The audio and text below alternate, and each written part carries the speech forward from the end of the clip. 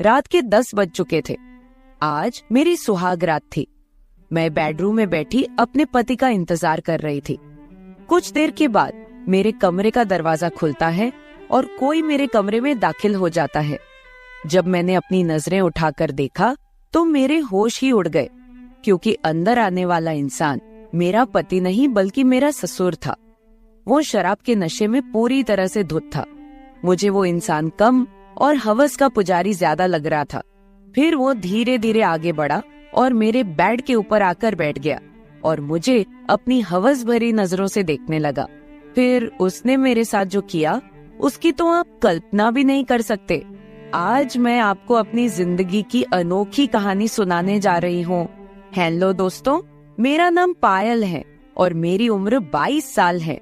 मैं एक सुंदर विवाहित जवान स्त्री हूँ। मेरा रंग गोरा है और मेरा कद 5 फुट 4 इंच है। मेरा जिस्म बिल्कुल कारीगरी की तराशी हुई संगमरमर की मूर्ति की तरह है। मैं एक मिडिल क्लास फैमिली से बिलोंग करती थी और शहर में अपनी फैमिली के साथ हंसी खुशी जिंदगी गुजार रही थी। तभी अचानक मेरी जिंदगी में एक ऐसा तूफान आया जिसने मेरी जिंदगी को उजाड़ कर रख दिया। मुझसे भूल हो गई थी कि मैं किसी को प्यार कर बैठी थी, लेकिन हमारे गांव के लोग पुरानी रस्मों रिवाज के मुताबिक चलते थे, क्योंकि मैं जिस गांव से थी वहां पर मोहब्बत करना पाप समझा जाता था। जब मेरे गांव के लोगों को पता चला कि मैं किसी लड़के को मोहब्बत करती हूँ, तो उन लोगों को यह बात हजम ही नहीं हुई। पूरे गांव के लोगों ने मेरे घर वालों का जीना मुश्किल कर दिया। इसी बात से तंग होकर मेरे पापा ने फैसला लिया कि वह जल्द से जल्द मेरी शादी कर देंगे। उनका कहना था कि वो मेरी शादी अपने पुराने गांव में करना चाहते हैं, जहां पर उनका जन्म हुआ था। मेरा रिश्ता गांव के एक लड़के के साथ तय हो गया था। फिर मैंने भी अपने परिवार की इज्जत बचाने की खातिर शादी करने के लिए हाँ कर दी। 1 महीने बाद मेरी शादी हो गई। मैं विदा होकर गांव में अपने ससुराल आ गई। मेरी आंखों में अपने ससुराल और अपने पति को लेकर बहुत सारे सपने थे। गांव में मेरा स्वागत बहुत अच्छे तरीके से किया गया। मैंने सुना था कि मेरा पति मेरे सास ससुर का इकलौता बेटा है। मैं बहुत खुश थी कि आज मेरी सुहागरात है। रात के 10 बज चुके थे। मैं अपने कमरे में अपने पति के आने का इंतजार कर रही थी। फिर कुछ देर के बाद अचानक किसी ने दरवाजा खोला और कोई मेरे बेडरूम में दाखिल हो गया। जब मैंने अपना घूंघट उठाकर देखा तो अंदर आने वाला इंसान मेरा पति तो नहीं था, बल्कि वो मेरा ससुर था। जब मैंने अपने ससुर की तरफ देखा तो वो धीरे धीरे मेरी तरफ बढ़ रहा था। ससुर को अपनी तरफ बढ़ता देख मेरे तो पैरों तले से जमीन निकल गई कि आखिर वो रात के समय मेरे कमरे में क्या कर रहे हैं। मैंने जल्दी से उनको देखकर अपना घूंघट पूरी तरह से अपने चेहरे पर ओढ़ लिया। मेरे ससुर कमरे में आते ही मेरे पास बेड पर आकर बैठ गए। उन्होंने बहुत शराब पी रखी थी। उनको इस तरह से देखकर मैं बहुत ही घबरा गई। वो मुझे हवस भरी नजरों से देख रहे थे और मुझे छूने की कोशिश कर रहे थे। मैंने झटके से उन्हें दूर कर दिया और जोर जोर से चिल्लाने लगी। मैं उनको बोल रही थी कि आप मेरे साथ क्या करने की कोशिश कर रहे हो। तो वो आदमी जोर जोर से हंसने लगा और कहने लगा कि तुम्हें नहीं पता कि तुम्हारे साथ क्या हो रहा है। मैं तुम्हारा पति हूँ। मैं उनकी बात सुनकर चौंक गई कि वो किस तरह की बातें कर रहे हैं। मेरी शादी तो उनके बेटे राहुल के साथ हुई है और ये तो मेरे ससुर है। मेरे ससुर ने जब मुझे दोबारा से छुआ और मेरे करीब आए तो मैंने जोर जोर से चिल्लाने की कोशिश की, तो उन्होंने मेरे मुंह पर एक जोरदार थप्पड़ मारा और कहने लगे, मैंने कहा ना कि मैं तुम्हारा पति हूँ, तुम्हें मेरी बात समझ नहीं आई। फिर वह मुझे कहने लगा कि ये हमारे गांव की परंपरा है। मैं उनकी बात सुनकर सोच विचार में पड़ गई कि आखिर ये कौन सी परंपरा है। मुझे तो ऐसी किसी भी परंपरा के बारे में किसी ने कुछ भी नहीं बताया। वो कहने लगा कि जब लड़की शादी करके पहली बार हमारे गांव में आती है तो शादी की पहली रात से लेकर 40 दिन तक उसका ससुर उसके साथ सुहागरात मनाता है। ऐसा इसलिए होता है क्योंकि हमारे गांव में बड़े लोगों को बहुत मान सम्मान दिया जाता है, इसलिए घर की बहू पर भी पहले बड़ों का हक होता है। मैं तुम्हारे साथ 40 दिन तक इस रस्म को पूरा करूंगा और हमारे गांव की इस परंपरा को आगे बढ़ाऊंगा। मैं अपने ससुर की बात सुनकर बहुत ज्यादा डर गई कि आखिर यह कैसी परंपरा है और मेरा पति वो कैसा इंसान है जो अपनी पत्नी को 40 दिन के लिए अपने पिताजी के हवाले छोड़ने वाला है।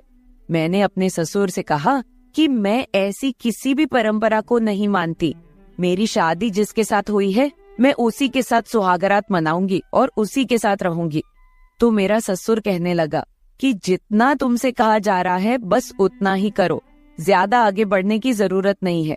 अब तुम्हारी शादी इस गांव में हो चुकी है और तुम्हारा पिता तो इस गांव की सारी परंपराओं और रस्मों रिवाजों को अच्छी तरह से जानता है। उसने तुम्हें कुछ नहीं बताया क्या कि हमारे गांव की हर औरत के साथ ऐसा ही होता आया है। फिर उसने मेरे साथ जबरदस्ती करनी शुरू कर दी और फिर वो हुआ जो नहीं होना चाहिए था। वो सारी रात मेरी इज्जत के साथ खिलवाड़ करता रहा। मैं चीखती रही, चिल्लाती रही। न तो मेरी मदद करने के लिए मेरा पति आया और न ही मेरी सास आई। मेरे ऊपर किसी को भी दया नहीं आई। वहाँ पर मेरी बात सुनने वाला कोई भी नहीं था। मुझे तो मजबूरी में ही अपने ससुर को अपना पति मानना पड़ रहा था। मैं अपने पति से शादी करने के बावजूद भी 40 दिन तक अपने पति के लिए अनजान थी और वो भी मेरे लिए अनजान बनकर रह रहा था। जब 40 दिन गुजरे तो मुझे लगा कि मेरी जिंदगी में मुश्किलें कम हो जाएंगी।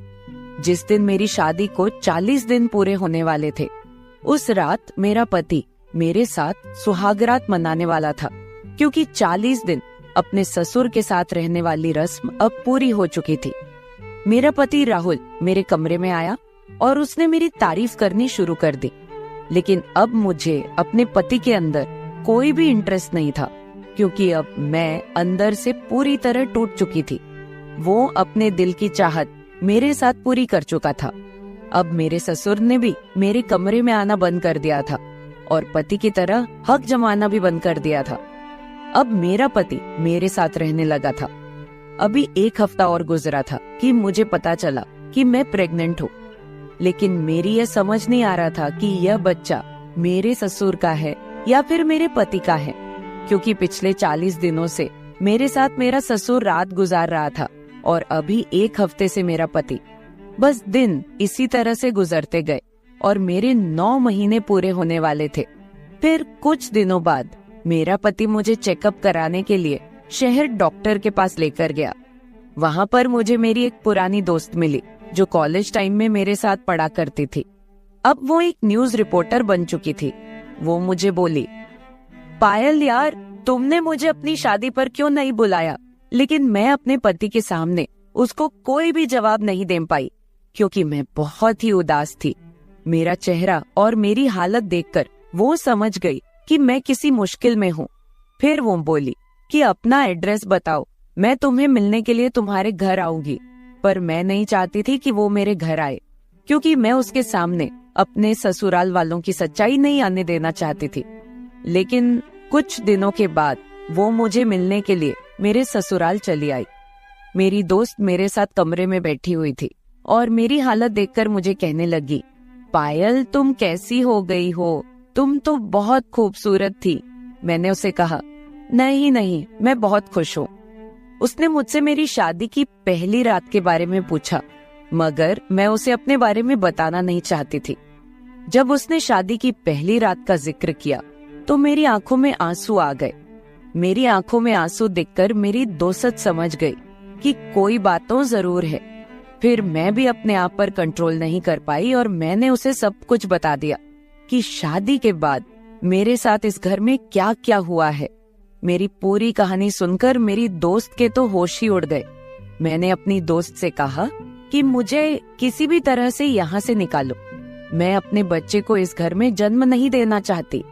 मेरी दोस्त ने मेरी बहुत मदद की और अगले ही दिन वो मुझे घर से निकालकर पुलिस स्टेशन ले गई। हम लोगों ने मेरे ससुराल वालों के खिलाफ कंप्लेंट लिखवाई और मैंने सब कुछ बताया कि कैसे मेरे ससुर ने इतने दिनों तक मेरी इज्जत के साथ खिलवाड़ किया और मेरी सास जो मेरे ऊपर दिन रात जुर्म करती थी और मेरा पति जो खामोश होकर सब कुछ देखता रहा। जो भी मेरे साथ हुआ था मैंने सब कुछ बताया। फिर मेरी दोस्त ने कुछ मीडिया रिपोर्टर्स को बुलाया और हम पुलिस को साथ लेकर मेरे ससुराल पहुंचे। पुलिस ने मेरे ससुर, मेरी सास और मेरे पति तीनों को अरेस्ट कर लिया।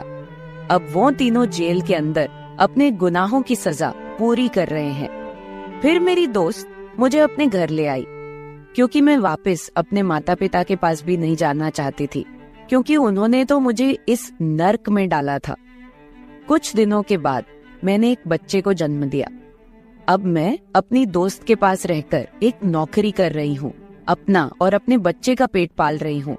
तो मेरे प्यारे दोस्तों, अगर आप लोगों को मेरी ये कहानी पसंद आई हो तो चैनल को सब्सक्राइब जरूर कर ले और बेल नोटिफिकेशन ऑन कर ले। एक प्यारा सा कमेंट करके बताए कि आपको मेरी स्टोरी कैसी लगी। कल मिलेंगे एक और वीडियो के साथ। बहुत ज्यादा दर्द हो रहा था। वह खुद ही कटोरी में तेल लेकर कमर पर लगाने की कोशिश कर रहे थे, लेकिन उनका हाथ अच्छे से नहीं पहुंच रहा था। वो मुझे बोल रहे थे, सोनाली, जब तुम्हारी माँ रहती थी तो कभी कभी मेरी कमर की मालिश कर दिया करती थी, पर अब मैं अकेला हो गया हूँ तो क्या करूँ। ये सुनकर मुझे अच्छा नहीं लगा। मैंने उनको कहा, कोई बात नहीं पिताजी, मैं आपकी कमर की मालिश कर देती हूँ। आप बिल्कुल भी चिंता मत करो, भले ही मैं आपकी सौतेली बेटी हूँ। जब आप मेरे लिए इतना कुछ कर रहे हो तो क्या मैं आपके लिए कुछ भी नहीं कर सकती। मैं उनके हाथ से कटोरी लेकर उनकी कमर में तेल लगाने लगी। तेल लगाते लगाते कुछ ऐसा हुआ कि मेरे प्यारे दोस्तों, कहानी में आगे बढ़ने से पहले चैनल को सब्सक्राइब जरूर कर ले और बिल नोटिफिकेशन ऑन कर ले, ताकि आपको आने वाली स्टोरी आसानी से मिल सके। मेरा नाम सोनाली है। मैं 24 साल की खूबसूरत औरत हूँ। अभी 15 दिन का मेरा एक बेटा है। आज मैं आपको पूरी कहानी बताती हूँ, ताकि आपको पता चले कि मैंने कैसे अपने पिता के साथ पुत्र रत्न प्राप्त किया। और आज मैं बहुत ही खुश हूँ। मेरे साथ मेरे ससुर, मेरे पति सारे खुश हैं। पर यह सब कैसे हुआ, क्यों हुआ? क्या मेरे पति को इसके बारे में पता है? क्या मेरे परिवार को इसके बारे में पता है? आज यह सब कुछ आपको अब मैं बताने वाली हूँ। मैं ऐसे उत्तर प्रदेश के बरेली जिले के एक बहुत गरीब घर की रहने वाली हूँ। मेरे पति बचपन से ही मुंबई में रहे थे। उनके हमारे गांव में रिश्तेदार थे, इस वजह से वह आया जाया करते थे। मेरे घर के सामने ही उनके रिश्तेदारों का घर है, इस वजह से नैन मटक का हमेशा हम दोनों के बीच में चलते रहता था। इस वजह से मैं उनके चक्कर में आ गई।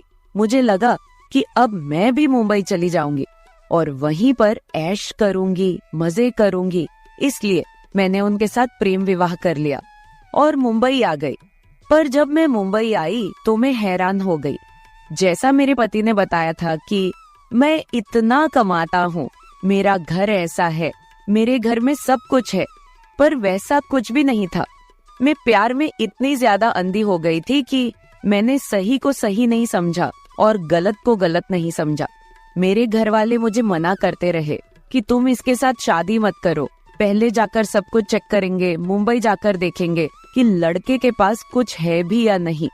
पर मैंने उन लोगों को मना कर दिया था कि लड़के को देखने की जरूरत नहीं है, मैंने देख लिया है, और रही बात जैसे वो रखेगा वैसे ही मैं रह लूंगी। मैं भी मुंबई जाकर काम कर लूंगी और वही जाकर बस जाऊंगी, जैसे और भी मेरे गांव की लड़कियों ने ऐसा किया है। मुझे भी लगा था कि जिंदगी इतनी आसान होती है, अपने पति के साथ रहूंगी और खूब ऐश करूंगी। पर दोस्तों, ये सब सपने की बात होती है, हकीकत में यह सब बातें नहीं होती। खैर जाने दीजिए, वो बहुत पुरानी बात हो गई है। अब मैं उसके साथ शादी करके फंस गई हूँ तो क्या कर सकती हूँ। शादी के कुछ वक्त बाद ही मैं जान गई थी कि मेरा पति मुझे अच्छी जिंदगी नहीं दे सकता। हमारी शादी को 2 साल बीत चुके थे, मुझे अभी तक कोई बच्चा नहीं हुआ था। मेरे पास इलाज कराने के भी पैसे नहीं थे। बड़ी मुश्किल से मैं खाना खा पाती थी, क्योंकि मेरा पति उतना ज्यादा पैसा नहीं कमाता था। मैं अपना दुख किसको बताती। मेरी शादी के 2 महीने बाद मेरी माँ की भी मौत हो चुकी थी। जब मैं 10 साल की थी, उस वक्त मेरी माँ ने दूसरी शादी कर ली थी। मेरे पिताजी मेरी माँ से बहुत कम उम्र के थे। उनकी और मेरी उम्र में कोई ज्यादा अंतर नहीं था। वो मुझे बहुत ज्यादा प्यार करते थे। बच्चा ना होने की वजह से जब मैं इलाज करवा कर थक गई तो मैंने अपने पिताजी को फोन किया और अपने बारे में सब कुछ बताया। मेरे पति ने भी उनके साथ बात की और सब कुछ बताएं कि ऐसा ऐसा बात है, बच्चा नहीं हो रहा है। मेरे पिताजी ने एक डॉक्टर से बात किया और वह डॉक्टर ने हमें बुलाया। मैं अपने पति के साथ बरेली आ गई और डॉक्टर को दिखाई। डॉक्टर ने कुछ टेस्ट करने को कहा। मेरा चेकअप हुआ और मेरे पति का भी चेकअप हुआ। फिर पिताजी मेरे पति को बोले कि तुम सोनाली को यहीं पर छोड़ दो, डॉक्टर जो कहती है वह सब एक बार समझ लो, उसके बाद ले जाना गांव। दूसरे दिन मेरे पति मुझे पिताजी के पास छोड़कर मुंबई चले गए।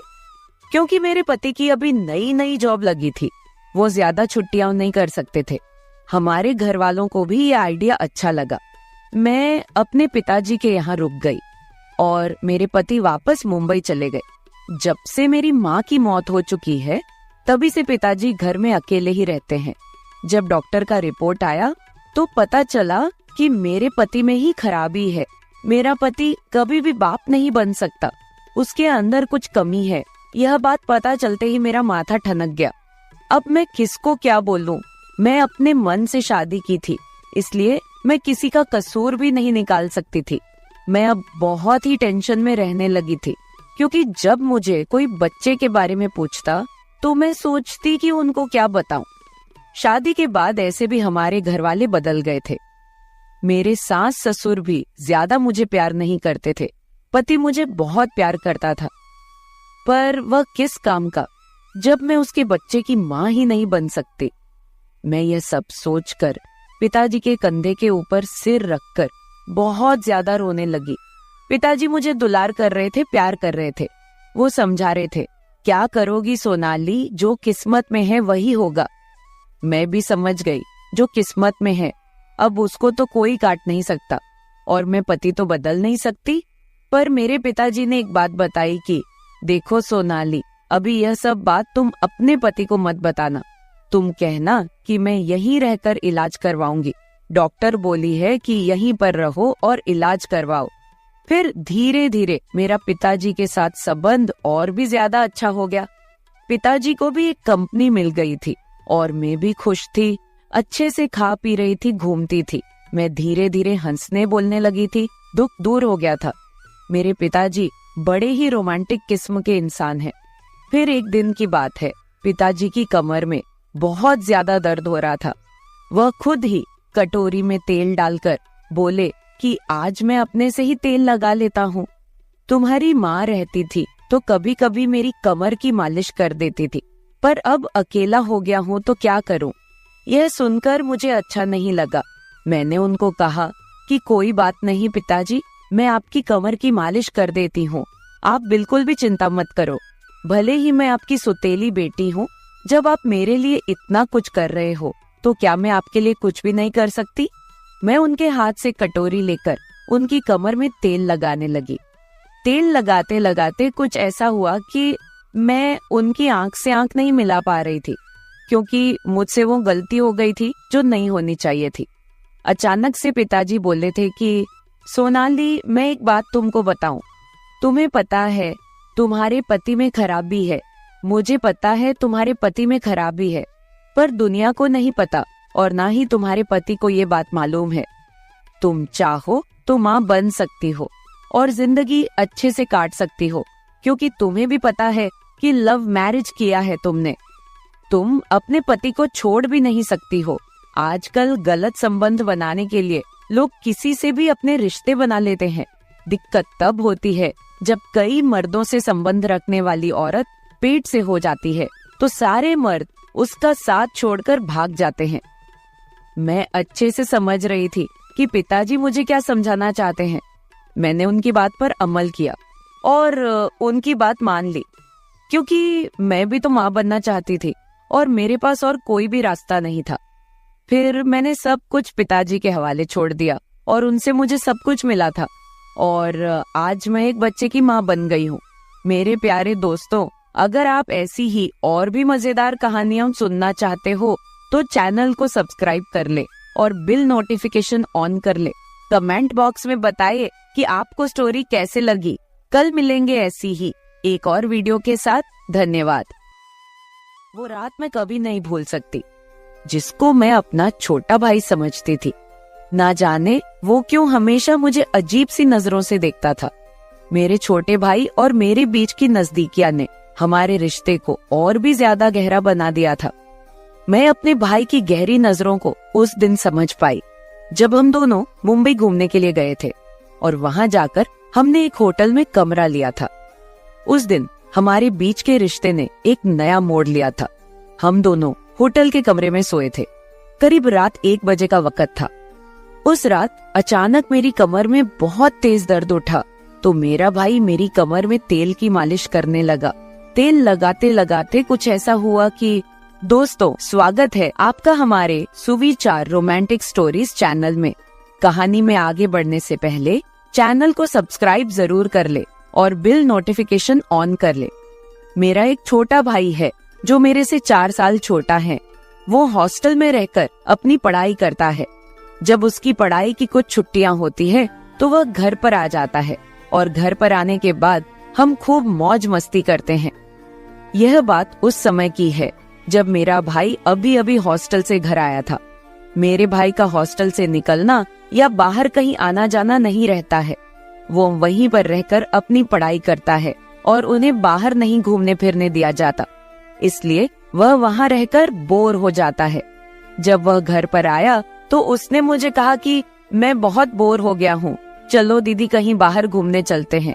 फिर मैंने और मेरे छोटे भाई ने बाहर कहीं घूमने का प्लान बनाया। हम दोनों ने प्लान बनाया कि हम मुंबई घूमने के लिए जाएंगे। बाहर घूमने की खुशी में हमने उसी दिन अपनी अपनी पैकिंग वगैरह कर ली और हम अगले दिन ही मुंबई के लिए निकल गए। जब मुंबई गए तो वहां पर हमने होटल में एक कमरा किराए पर ले लिया, लेकिन मुझे नहीं पता था कि मेरा भाई मुझे पत्नी की तरह रखने वाला है। आगे तो आप समझ ही सकते हैं। मेरा नाम काजल है और मेरी उम्र 20 साल की है। मैं अभी कुंवारी हूँ। मेरा रंग गोरा है। मैंने अभी अभी अपनी पढ़ाई कंप्लीट की है और अब मैं घर पर ही रहती हूँ। मेरे पिता एक बहुत ही बड़े बिजनेसमैन हैं। वह अपने बिजनेस के सिलसिले में हमेशा फॉरेन में रहते हैं। जब हम दोनों भाई बहन छोटे थे तो हमारी माँ की मौत हो गई थी। उसके बाद घर की सारी जिम्मेदारी मेरे ऊपर आ गई। मैं सुबह घर का काम करके कॉलेज जाती और वापस आकर फिर घर का सारा काम करती। मैं दिखने में बहुत ही खूबसूरत हूँ। मुझे आज तक बहुत सारे लड़के प्रपोज भी कर चुके हैं। मेरे पिताजी मेरी बिल्कुल भी केयर नहीं करते थे। वो हमारे पास बहुत ही कम रहते थे। ज्यादातर वह अपने काम के सिलसिले में फॉरेन में ही रहते थे। मैंने अपने छोटे भाई की परवरिश खुद अकेले ही की। उसकी अच्छे तरीके से पढ़ाई में मदद की और उसका ख्याल रखा। 5वीं कक्षा तक तो वो मेरे साथ ही रहकर पढ़ाई करता था।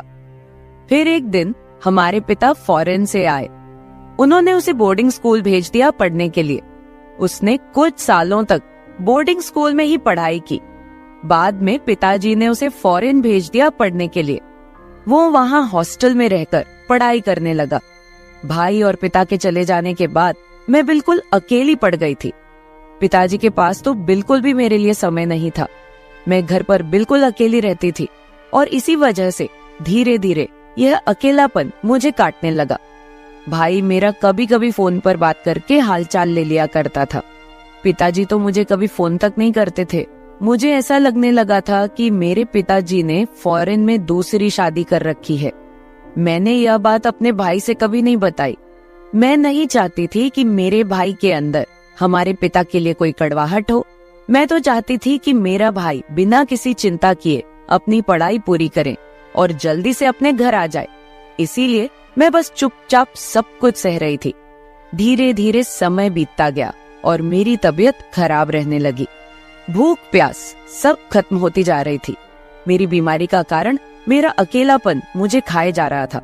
डॉक्टर को दिखाया तो उन्होंने कहा कि आपको किसी के साथ की जरूरत है जो आपका आपके साथ रहकर ध्यान रख सके और आपको हमेशा खुश रख सके। डॉक्टर ने मुझे सलाह दी कि आपको ऐसी कहीं खुली जगह पर जाना चाहिए जहां आपका मन बहल सके। मैं अकेली थी, इसलिए डॉक्टर ने मेरे भाई को फोन करके यह सब बातें बता दी। अगले ही दिन मेरा भाई हॉस्टल से घर आ गया। उस समय गर्मी की छुट्टियां चल रही थी, तो वह कुछ दिन के लिए मेरे साथ रहने आ गया। फिर अचानक से भाई ने कहा, चलो दीदी, अपना सामान पैक कर लो, चलो मैं तुम्हें मुंबई घुमा लाता हूँ। मैं मना कर रही थी तो वह जिद पर अड़ गया और कहने लगा कि डॉक्टर ने आपको थोड़ा घूमने फिरने के लिए कहा है, आप यहाँ से थोड़ा बाहर निकलेंगी तो आपको अच्छा लगेगा, और हाँ, अपने लिए अच्छे अच्छे कपड़े पैक कर लेना। मेरे भाई ने कहा, जैसे कपड़े आप कॉलेज जाते वक्त पहनती थी। मैं कॉलेज जाते वक्त जीन्स टॉप पहनती थी, लेकिन पिताजी को यह सब कपड़े पसंद नहीं थे। वो मुझे हमेशा सिंपल सूट सलवार पहनने के लिए बोलते रहते। मैंने कहा, वह सब मैं अब कहाँ पहनूंगी। भाई ने कहा, बस आप रख लो, यहाँ नहीं तो वहाँ पहुँचने पर पहन लेना।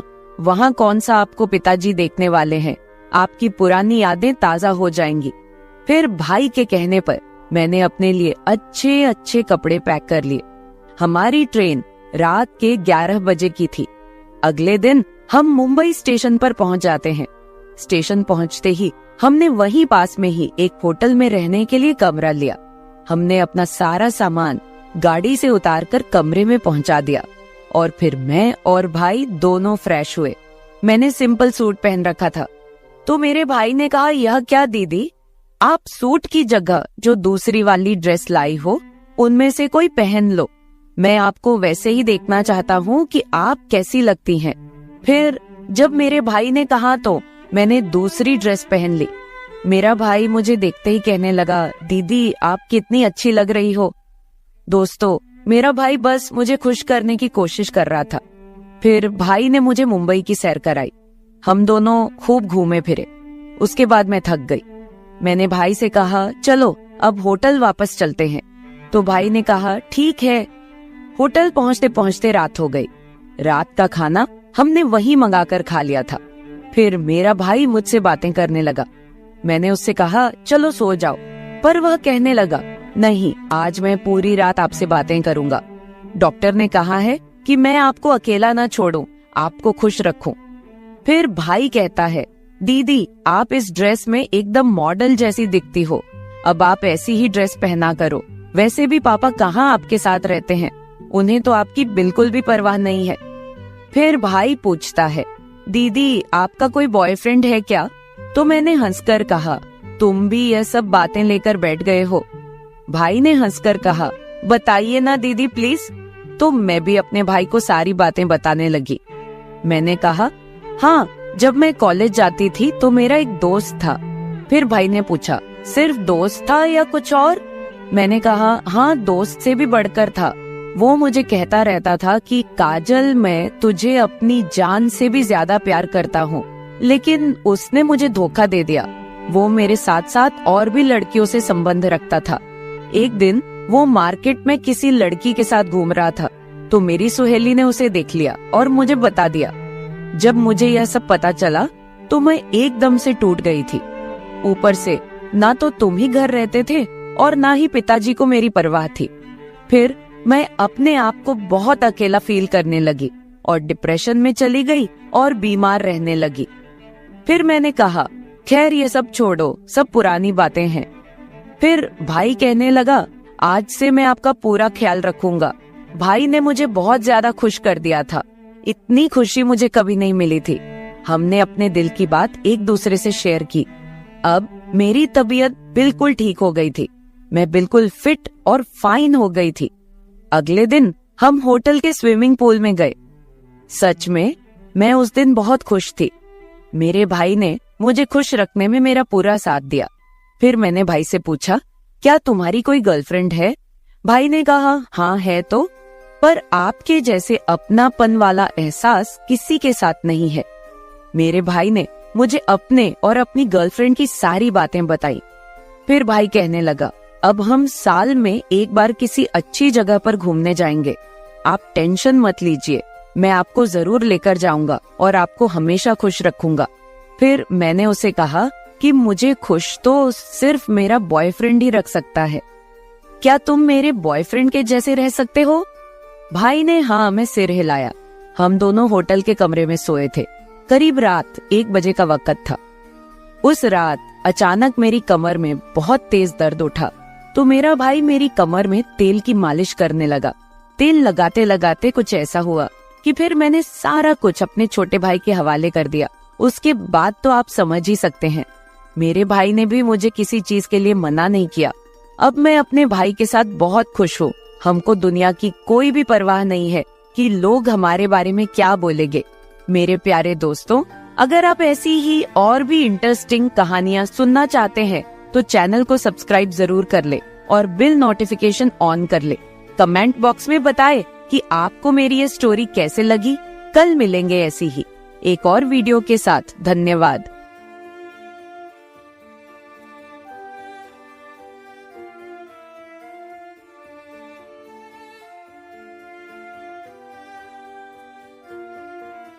जिसको मैं अपना शरीफ बाप समझती थी, मुझे नहीं पता था कि वो एक हवस का पुजारी निकलेगा। मेरे तो उस वक्त होश ही उड़ गए जब मेरे पिता ने मेरे सामने एक ऐसी शर्त रखी। हेलो दोस्तों, मेरा नाम रितिका है। मैं 21 साल की हो चुकी हूँ। मेरा रंग गोरा है और मैं दिखने में काफी खूबसूरत हूँ। मैंने अपने शरीर को पूरा फिट रखा हुआ है। मेरी बॉडी एकदम मस्त है। हमारे घर में पिताजी और मेरी एक छोटी बहन है। आज से 2 साल पहले मेरी माँ की मृत्यु हो गई थी, तो मेरे पिताजी अपने आप को बहुत ही अकेला फील करने लगे थे। पिताजी का अकेलापन मेरे से देखा नहीं जा रहा था, क्योंकि वो बहुत ही उदास रहने लगे थे। लेकिन वो मुझे बहुत ही प्यार करते थे। मैं पिताजी को खुश रखने के लिए हर कोशिश कर रही थी। कुछ समय बीता तो धीरे धीरे पिताजी के स्वभाव में थोड़ा बदलाव आना शुरू हुआ। अब पिताजी मेरे साथ एक दोस्त के जैसे रहने लगे थे। हम एक दूसरे से हर बात शेयर करने लगे थे। लेकिन पता नहीं क्यों पिताजी मुझे अजीब सी नजरों से देखते थे। एक दिन पता नहीं पिताजी के दिमाग में क्या चल रहा था, वो मुझे बोले, रितिका, क्या तुम्हारा कोई बॉयफ्रेंड है?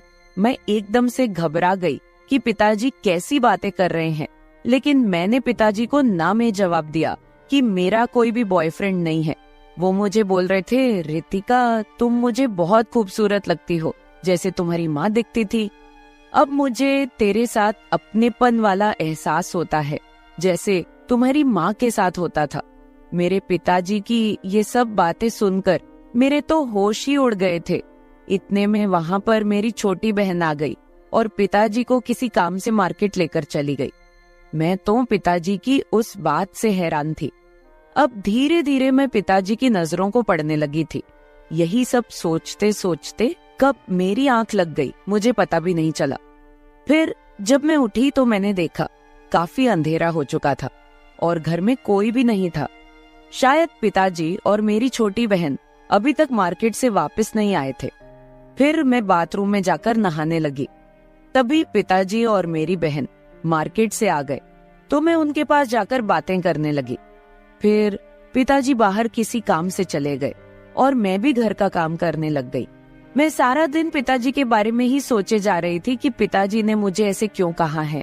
फिर तभी मेरी एक सुहेली मेरे पास आई और बोली, अरे रितिका, तुम क्या सोच रही हो? इस पर मैं बोली, नहीं कविता, मैं तो कुछ भी नहीं सोच रही हूँ। फिर मैंने उससे पूछा कि कविता यार, कोई ऑनलाइन पैसे कमाने के बारे में बताओ कि कैसे पैसा कमाया जाए, क्योंकि मैं चाहती थी कि मैं खुद पैसा कमाऊं। अब तो मेरी पढ़ाई भी कंप्लीट होने वाली थी। कविता मुझे गुस्से से देखी और बोली, अरे चल यार, हमारे लिए पैसे कमाना आम बात है। फिर हम दोनों अपने अपने घर की तरफ जाने लगी, क्योंकि हमारे कॉलेज की क्लास खत्म हो चुकी थी। मेरी सहेली अपने घर की तरफ जा रही थी और मैं अपने घर की तरफ जा रही थी। तभी मैंने रास्ते में अपने पिताजी को देखा। उनको देखकर मैं तो एकदम से चौंक गई। पिताजी अपने साथ किसी औरत को लेकर घूम रहे थे और उनको शॉपिंग करवा रहे थे। बाद में मैंने उनको किसी होटल की तरफ जाते देखा। मुझे उन पर काफी ज्यादा गुस्सा आ रहा था कि पिताजी ऐसे कैसे किसी पराई औरत को लेकर मार्केट में घूम रहे हैं और अपना सारा पैसा बर्बाद कर रहे हैं। फिर मैं उसी गुस्से में घर चली आई और पापा के आने का इंतजार करने लगी। मैंने अपनी छोटी बहन को कोई भी बात नहीं बताई कि उसके मन में हमारे पापा के प्रति कोई गलत बात ना आए। फिर शाम के समय जब पापा घर आए तो मैं उनके कमरे में गई और देखा तो वो टीवी देख रहे थे। मैंने उनको पूछा, पापा आप मार्केट में किस औरत के साथ घूम रहे थे? आपका ऐसे घूमना सही नहीं है, क्योंकि अभी कुछ समय पहले तो हमारी माँ की मृत्यु हुई है। लोग क्या सोचेंगे? पिताजी ने कहा। नहीं रितिका, मैं तो घूमूंगा, मुझे किसी की परवाह नहीं है। उसके साथ घूमने में मुझे काफी मजा आता है और मेरे लिए यही सही है। अब नहीं घूमूंगा तो कब घूमूंगा? वो मुझे गुस्से में बोल रहे थे। मैंने उनको बहुत बार समझाया कि आप ऐसा मत करो, लेकिन वह नहीं मान रहे थे। मेरे बहुत कोशिशों के बाद वह बोले, ठीक है, उसके साथ नहीं घूमूंगा, लेकिन मेरी भी एक शर्त है। अगर तुम पूरा करोगी तो मैं उसके साथ रहना भी छोड़ दूंगा। मैं बोली, हाँ बताइए क्या शर्त है आपकी? तो पिताजी तुरंत बोले, जैसे मेरे साथ वो घूमती है, आज से तुम मेरे साथ घूमोगी और मेरी जरूरतों को भी पूरा करोगी। मैंने उनको कहा, नहीं, यह नहीं हो सकता, मैं भला क्यों ऐसे आपके साथ घूमने लगूं? तो इस पर पिताजी बोले, तो फिर ठीक है, मुझे मत समझाओ, मैं जो भी कर रहा हूँ तुम मुझे मत बोलो। फिर मैं बोली, चलो ठीक है, शाम को सोचकर बताती हूँ। इतना कहकर मैं उनके कमरे से अपने कमरे में चली आई और बैठकर सोचने लगी।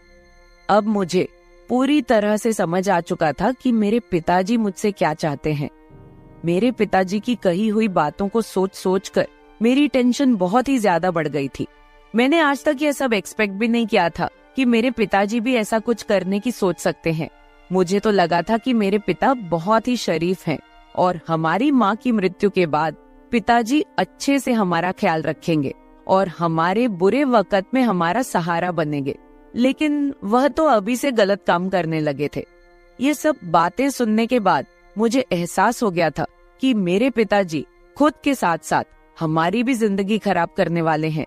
ये सारी बातें सोचकर मेरे दिल की धड़कन इतनी बढ़ चुकी थी कि अगर कोई सामने रहे तो उसे आसानी से सुनाई दे जाए। फिर मुझे कुछ दिन पहले की बात भी याद आ गई कि पिताजी मुझे कैसे देख रहे थे। मैं उनको पूरी तरह से समझ गई थी कि वह क्या करना चाहते हैं। मेरे पास तो बहुत बड़ी समस्या थी कि अब मैं क्या करूं। अगर मैं हाँ नहीं बोलूंगी तो वह उस औरत के चक्कर में बर्बाद हो जाएगा और हमारी जिंदगी भी खराब होगी। मैं पिताजी को यह भी नहीं बोल सकती थी कि वो मेरे साथ पति पत्नी के जैसे रहे, क्योंकि दुनिया की नजरों में वो मेरे पिता हैं।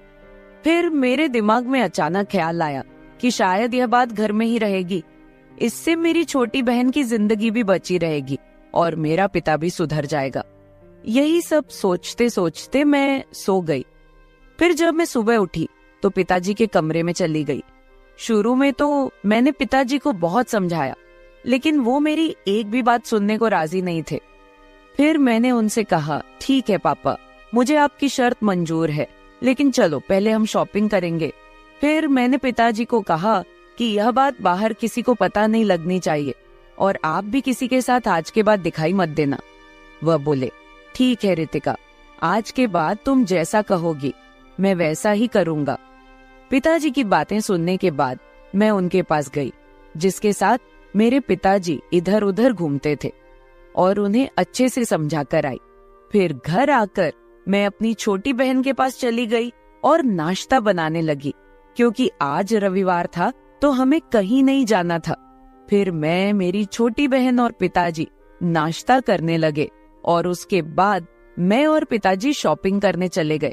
मार्केट जाकर पिताजी ने मुझे कपड़े दिलवा दिए और अपने लिए भी कुछ कपड़े ले लिए।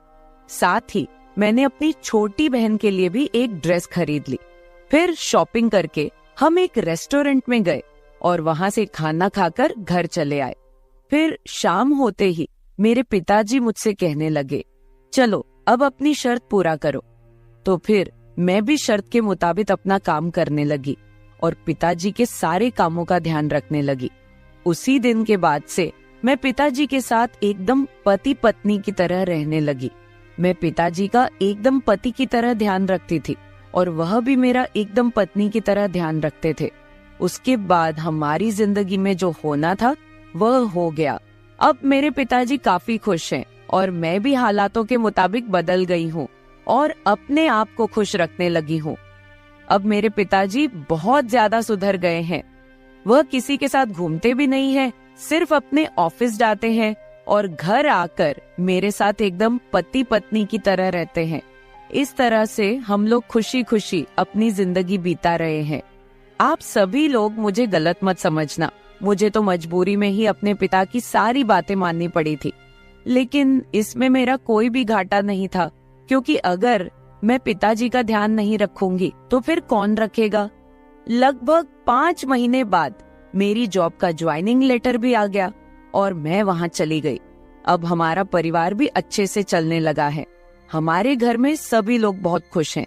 अगर मैंने उस दिन अपने पिताजी को नहीं समझाया होता तो वह आज पता नहीं पिताजी कहाँ कहाँ अपने गलत संबंधों को अंजाम दे रहे होते और खुद के साथ साथ मेरी और मेरी छोटी बहन की जिंदगी खराब कर देते।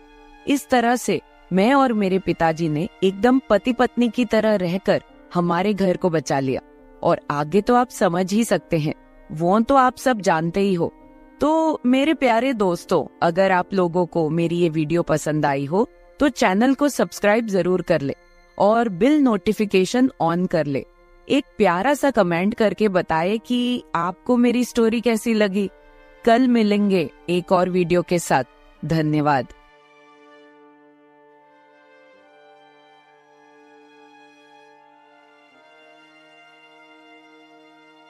मेरा छोटा भाई हमेशा मुझे घूर घूर कर देखता रहता था, जैसे कि मुझे कच्चा ही खा जाएगा।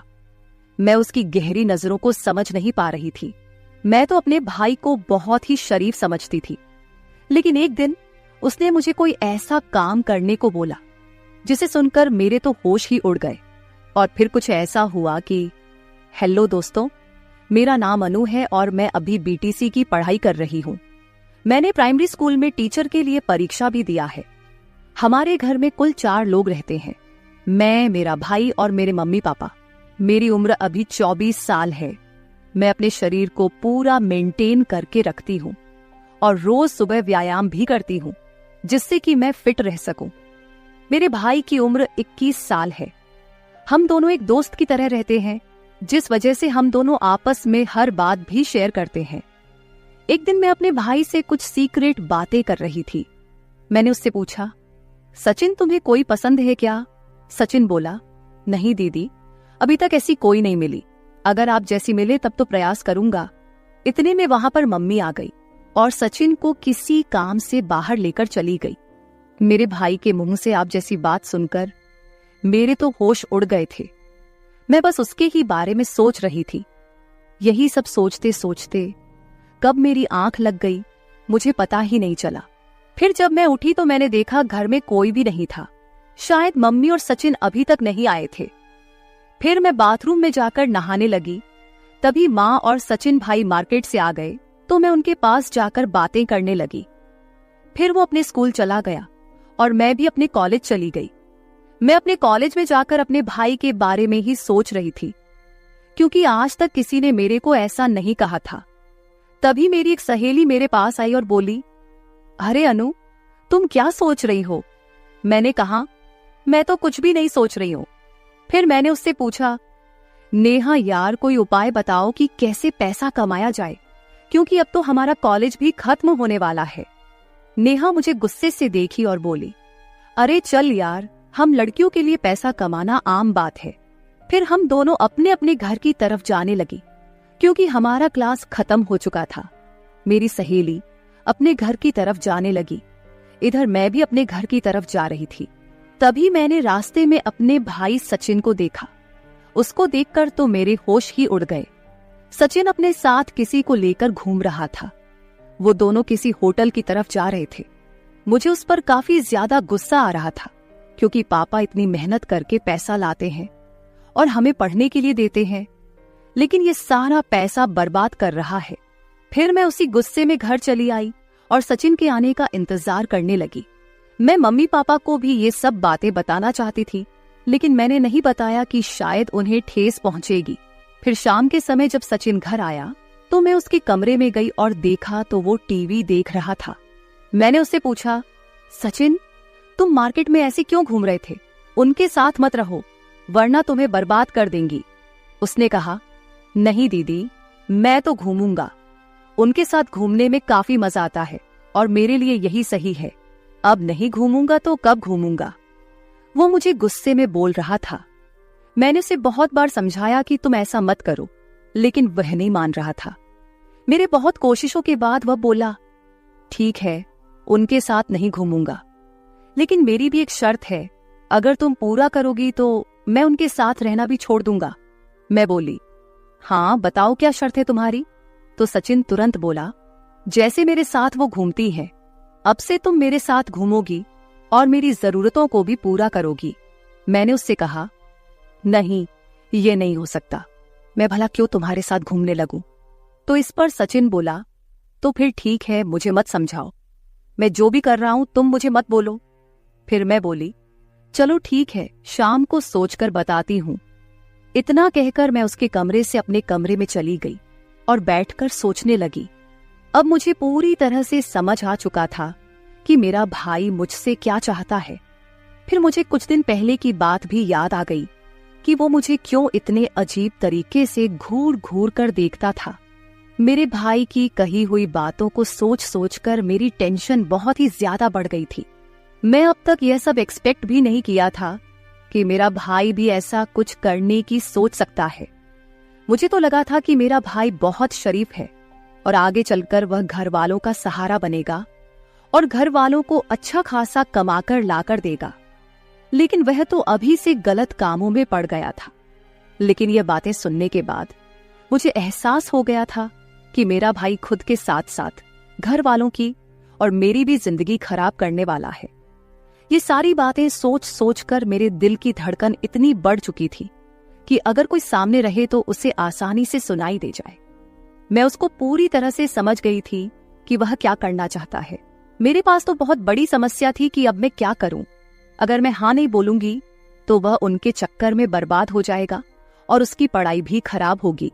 मैं उसे पति पत्नी के जैसे रहने के लिए भी नहीं बोल सकती थी, क्योंकि दुनिया की नजरों में वह मेरा भाई था। फिर मेरे दिमाग में अचानक ख्याल आया कि शायद यह बात घर में ही रहेगी, इससे हमारे घर वालों की जिंदगी भी बची रहेगी और मेरा भाई भी सुधर जाएगा। यही सब सोचते सोचते मैं सो गई। फिर जब मैं सुबह उठी तो सचिन के कमरे में चली गई। शुरू में तो मैंने उसे बहुत समझाया कि यह सही नहीं है, लेकिन वो मेरी एक भी बात सुनने को राजी नहीं था। फिर मैंने उससे कहा, ठीक है सचिन, मुझे तुम्हारी शर्त मंजूर है, लेकिन चलो पहले हम शॉपिंग करेंगे।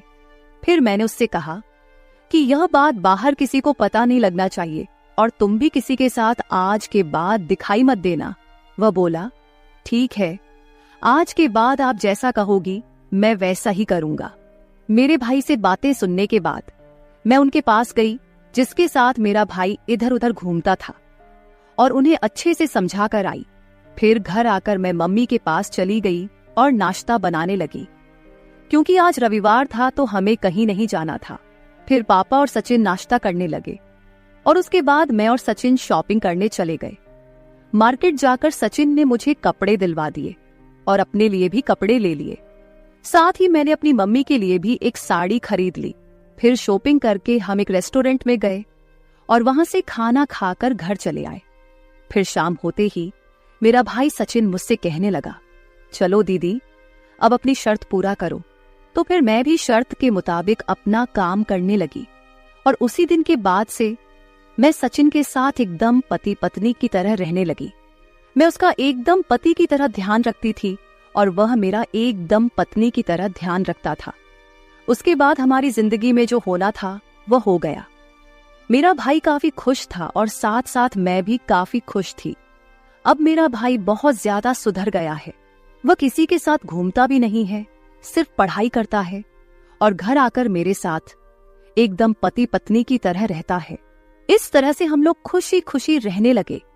आप लोग प्लीज मुझे गलत मत समझना, मुझे तो मजबूरी में ही मेरे भाई को इस तरीके से समझाना पड़ रहा था, क्योंकि अगर मैं उस दिन अपने भाई की बात नहीं मानती तो आज पता नहीं वो कहां कहां गलत काम कर रहा होता और अपने साथ हमारे घर वालों की जिंदगी भी खराब कर देता। लेकिन इसमें मेरा कोई भी घाटा नहीं था, क्योंकि अगर मैं उसका ध्यान नहीं रखूंगी तो फिर कौन रखेगा। लगभग 4 महीने बाद मेरी जॉब का ज्वाइनिंग लेटर भी आ गया और मैं वहां चली गई। अब हमारा परिवार भी अच्छे से चलने लगा था। हमारे घर में सभी लोग बहुत खुश हैं और मेरा भाई सचिन भी अपनी जिंदगी में कुछ अच्छा करने की राह पर चल रहा है। इस तरह से मैं और मेरे भाई ने एकदम पति पत्नी की तरह रहकर हमारे घर को बचा लिया। और आगे तो आप सब समझ ही सकते हो, वो तो आप सबको पता ही है। तो मेरे प्यारे दोस्तों, ये थी हमारी आज की छोटी सी कहानी। अगर आपको ये कहानी पसंद आई हो तो इसे लाइक करें और अपने दोस्तों के साथ शेयर करें और कमेंट करके बताएं कि आपको स्टोरी कैसी लगी।